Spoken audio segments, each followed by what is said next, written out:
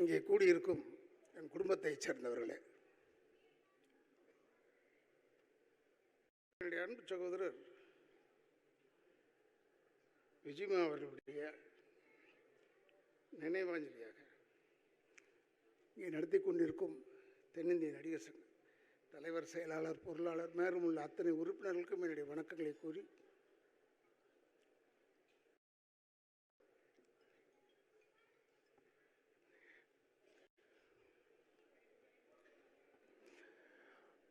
நானும் விஜயமா அவர்களை வாகை சந்திரசேகர் தான் நாங்கள் 3 பேரும் ஒன்றா பெங்களூரில் சந்தித்தோம். அப்பொழுது அவங்க தந்தையாருக்கும் குடும்பத்தில் யாரோ ஒருவருக்கு உடல்நிலை சரியில்லை என்றவுடன் வாகையார் அவர்களும் விஜயமா அவர்களும் சென்று விட்டார்கள். ஆனால் நான் மீண்டும் அடுத்த ஷூட்டிங்கில் சந்திப்போம்ப்பான்னு சொல்லிட்டு போயாச்சு. அப்போல்லாம் சார் தான் கூப்பிடுவோம். இப்போ நான் பீச்சில் போய் 4:30 மணிக்கு வாக் போவேன். அப்போ பார்த்தா ஒருத்தர் ஓடி வந்துக்கிட்டே இருப்பார். யாரா இதுன்னு ஒத்து பார்த்தா விஜி. என்ன விஜயமான சர்வசாதாரணமாக சொன்னாப்புல, இல்லைடா எனக்கு படம் இல்லை, அதனால் உடம்பு பார்த்துக்கணும்ல. இது யார் படம் இல்லைன்னு எவனா சொல்லுவானா? அந்தளவுக்கு ஒரு உயர்ந்தவர் சகோதரர் விஜயமா அவர்கள். இப்போ கூட ஒரு பிள்ளைங்கள்லாம் வந்திருக்காங்க, எனக்கு ரொம்ப பெருமை. இந்த அம்மா இருந்து இவ்வளோ தூரம் நல்லா ஆர்கனைஸ் பண்ணாங்க, அதுவும் பெருமை தான். ஒன்று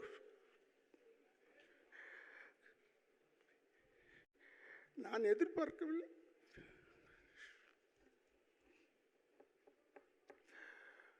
இவ்வளோ சீக்கிரம் போயிடுவான்னு எதிர்பார்க்கல.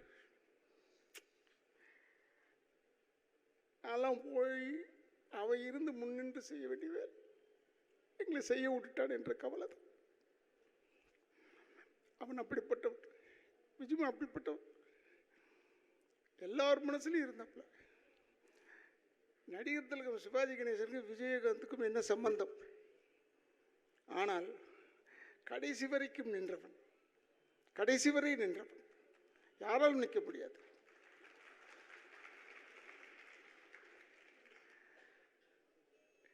ஒரு இரங்கல் கூட்டம் போடணும்னா முதல்ல வந்து நிற்ப படாது. அவர் வந்து இந்த எல்லாருடைய சப்போர்ட்டை வச்சு சரத்குமார் போன்றவர்கள்லாம் எல்லாரும் சேர்ந்து தான் நாங்கள் உழைச்சோம் கொண்டோங்கன்றதெல்லாம் கரெக்டு. இருந்தாலும் தலைமைன்னு ஒன்று தாங்கணும் பாருங்க, அதற்கு தகுதியானவன் விஜயகாந்த்.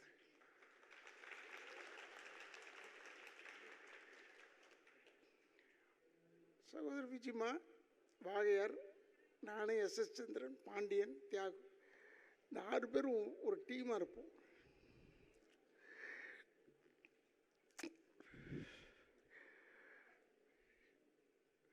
இருக்கிறவர்களை வைத்து சந்தோஷப்பட்டுக் கொள்ள வேண்டியது.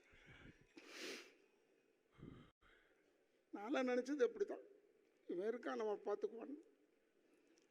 அதனால தான் தியாகு எழும்போது கூட இப்போ நான் யார்கிட்டடா போவேன் கேட்பேன்னு சொன்னான். அந்தளவுக்கு ஒரு நட்பு பாசத்தோடு இருந்தவர்கள்.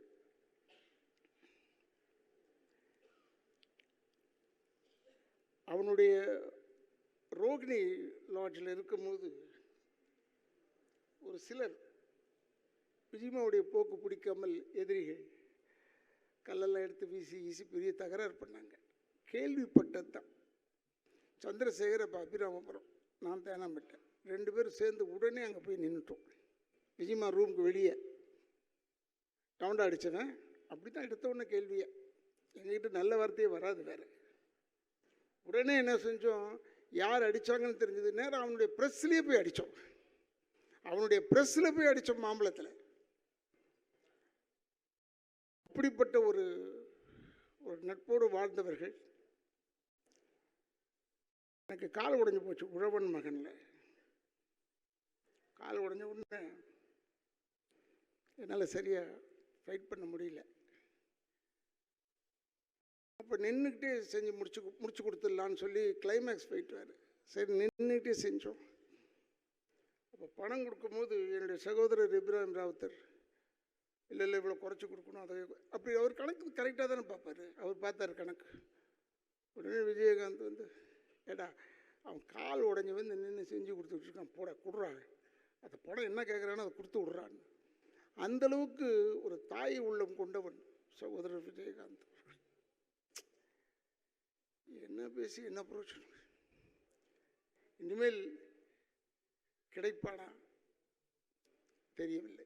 ஆனால் நம்மளோடு தான் வாழ்ந்து கொண்டு இருக்கிறான் என்று எனக்கு தெரியும். இப்போ வாழ்ந்துக்கிட்டு இருக்கான். அவனுக்கு குடும்பம்ன்றது ரெண்டாவது பட்சம். ஃபஸ்ட்டு யாருன்னா இந்த கலைத்துறையை சேர்ந்தவர்கள் தான் அவனுக்கு ஃபஸ்ட்டு. அதில் விட்டு கொடுக்கவே மாட்டான். எனக்கு உடல்நிலை சரியில்லை, அப்போ நான் வாடகை வீட்டுக்கு போயிட்டேன். திடீர்னு பார்த்தா உள்ளே வரும்போதே ஒரு ஃபோர்ஸ், ஒரு காற்று, சிங்கம் வந்த மாதிரி இருக்கும். யார்? விஜயகாந்த் உள்ளே வரப்பில்ல. அப்படி எல்லாரும் மறந்துட்டாங்க. அப்படி ஒரு ஃபோர்ஸ் அவன். இப்போ சொல்லியிருக்காங்க, இப்போ 2-3 பேர் எங்களையும் திட்டிருக்கான், என்னையும் வாழையாரெலாம் திட்டியிருக்கான். இவங்க தான் இருந்தால் அதை கற்றுக் கொடுத்தாங்க, இதை கற்றுக் கொடுத்தாங்க. எதுவும் கற்றுக் கொடுக்க வேணாம், எல்லாருக்கும் எல்லாம் தெரியும். யாருக்கும் கற்றுக் கொடுக்க வேணாம். ஒன்று, சகோதரர் விஜயகாந்த் உடைய பெருந்தன்மை இதே உழவன் மகனில் அவங்க அப்பாவை அவர் கொண்டுட்டாருன்னு பழி போட்டுருவாங்க. அதுக்கு அழுது நடிக்க வேண்டும். அதை வந்து என்னெல்லாம் ஓரங்கட்டி போய் கூப்பிட்டு போய் இப்படி செய்யலாமடா அப்படி செய்யலாமடான்னு அப்படின்னு ஒரு சின்ன டிஸ்கஷன் வச்ச ஒரு ஹீரோ ஒரே ஆள் யாருன்னா விஜயகாந்த் தான். வேறு யாருமே கிடையாது. நாங்கள் கிண்டல் பண்ணுவோம், சந்தோஷமாக இருப்போம், அது வேறு விஷயம். இருந்தாலும் அவனுடைய இந்த நினைவாஞ்சலியில் நான் கலந்து கொண்டு பேசுகிறேன் என்று என்னால் நம்ப முடியவில்லை. இருந்தாலும் அதை எடுத்து நடத்தி கொண்டிருக்கும் தென்னிந்திய நடிகர் சங்கத்துக்கு என் குடும்பத்தின் சார்பாக என்னுடைய வணக்கங்களை கூறி விடைபெறுகிறேன். அந்த ஆத்மா சாந்தி அடைய வேண்டும். பாதகம் செய்பவரை கண்டால் நாம் பயங்கொள்ளலாகாது பாப்பா, மோதி மிதித்து விடு பாப்பா, அவர் முகத்தில் உமிழ்ந்து விடு பாப்பா. அண்மை செய்திகளை உடனுக்குடன் தெரிந்து கொள்ள இணைந்திருங்கள் இயம்நாடு தொலைக்காட்சியுடன்.